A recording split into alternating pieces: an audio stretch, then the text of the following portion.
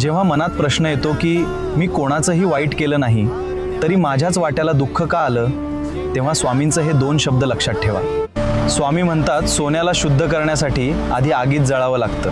ही तुझी वाईट वेळ नाही, तर तुला मजबूत बनवण्याची माझी पद्धत आहे. आज जे मार्ग बंद झालेत त्यापेक्षा 1000 पटीने मोठे मार्ग स्वामी तुमच्यासाठी उघडत आहेत.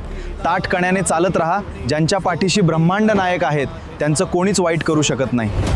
जर स्वामींवर अढळ विश्वास असेल तर कमेंटमध्ये जयघोष करा. श्री स्वामी समर्थ.